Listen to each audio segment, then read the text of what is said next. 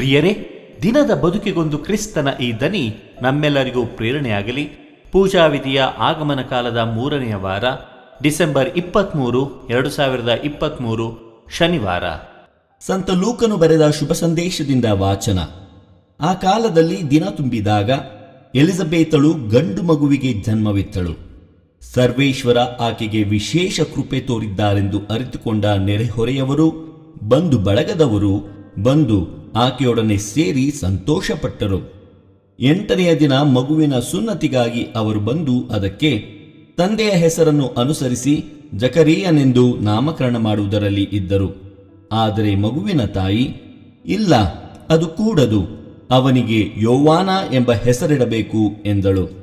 ಅದಕ್ಕೆ ಅವರು, ನಿನ್ನ ಬಂಧು ಬಳಗದವರಲ್ಲಿ ಯಾರಿಗೂ ಈ ಹೆಸರು ಇಲ್ಲವಲ್ಲ ಎಂದು ಹೇಳಿ, ಮಗುವಿಗೆ ಏನು ಹೆಸರಿಡಬೇಕೆನ್ನುತ್ತೀರಿ ಎಂದು ಮಗುವಿನ ತಂದೆಗೆ ಸನ್ನೆ ಮಾಡಿ ಕೇಳಿದರು.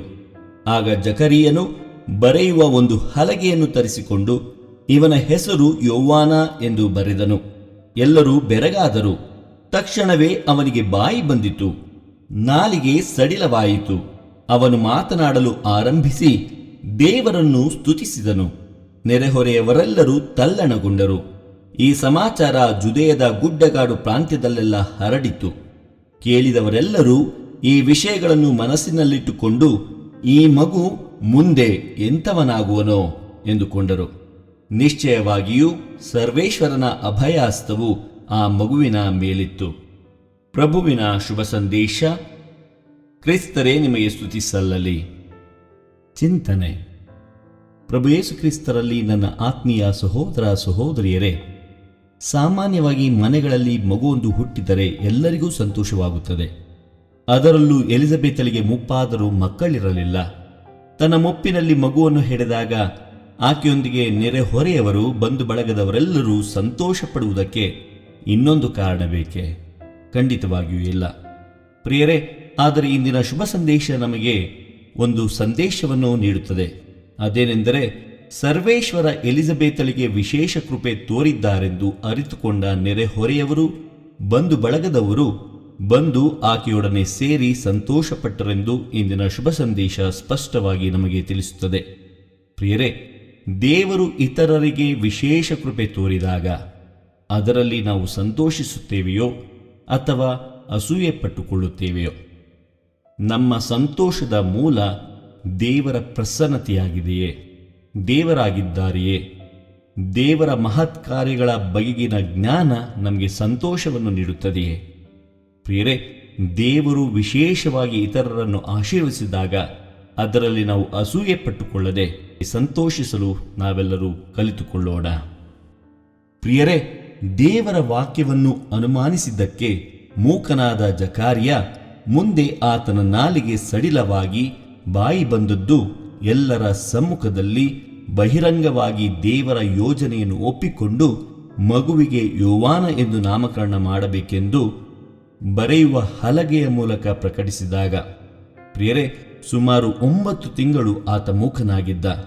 ಸುಮಾರು 9 ತಿಂಗಳ ಮೌನದಲ್ಲಿ ದೇವರ ವಾಕ್ಯವನ್ನು ಸಂಪೂರ್ಣವಾಗಿ ವಿಶ್ವಾಸಿಸಲು ಕಲಿತಿದ್ದ ಆತ.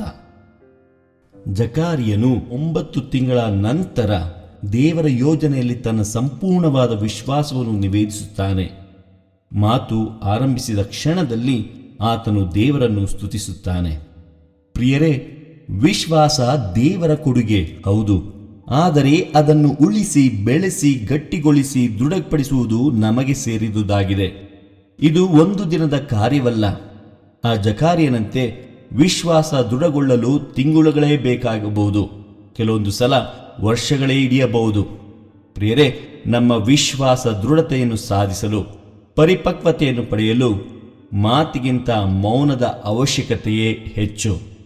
ಪ್ರಿಯರೇ, ಒಬ್ಬ ವ್ಯಕ್ತಿಯ ಮುಖದ ಛಾಯೆ ಸ್ಪಷ್ಟವಾಗಿ ಕಾಣುವುದು ತಿಳಿ ನೀರಿನಲ್ಲೇ ಹೊರತು ಕದಡಿದ ನೀರಿನಲ್ಲಿ ಅಲ್ಲ.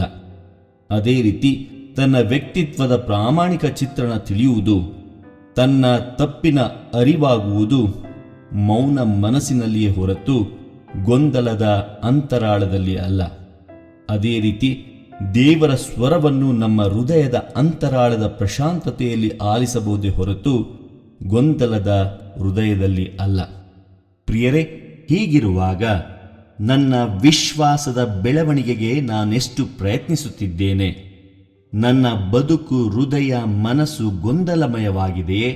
ಅಥವಾ ದೇವರ ವಾಕ್ಯವನ್ನು, ನುಡಿಯನ್ನು, ಸ್ವರವನ್ನು ಕೇಳಿಸಿಕೊಳ್ಳುವಷ್ಟು ಪ್ರಶಾಂತತೆಯನ್ನು ನಾನು ನನ್ನ ಬದುಕಿನಲ್ಲಿ, ನನ್ನ ಅಂತರಂಗದಲ್ಲಿ ಸಾಧಿಸಿದ್ದೇನೆಯೇ? ಇಲ್ಲವಾದಲ್ಲಿ ಇವತ್ತಿನಿಂದ ನಾವು ಪ್ರಯತ್ನಿಸೋಣ. ದೇವರು ನಮ್ಮೆಲ್ಲರನ್ನು ಆಶೀರ್ವದಿಸಲಿ. ಇದು ದನಿ ಮಾಧ್ಯಮ ಮನೆಯ ಕೊಡುಗೆ. ವಂದನೆಯ ಸ್ವಾಮಿ ಶಾಂತಕುಮಾರ್ ಜೆ, ಬೆಂಗಳೂರು ಮಹಾಧರ್ಮ ಕ್ಷೇತ್ರ. ಪ್ರಿಯರೇ, ಈ ಚಾನೆಲ್ ಅನ್ನು ಸಬ್ಸ್ಕ್ರೈಬ್ ಮಾಡಿ ಪ್ರತಿದಿನ ದೇವರ ವಾಕ್ಯವನ್ನು ಆಲಿಸುತ್ತಾ ಅದನ್ನು ಇತರರೊಂದಿಗೆ ಹಂಚಿಕೊಳ್ಳಲು ನಮಗೆ ನೆರವಾಗಿರಿ. ಧನ್ಯವಾದಗಳು.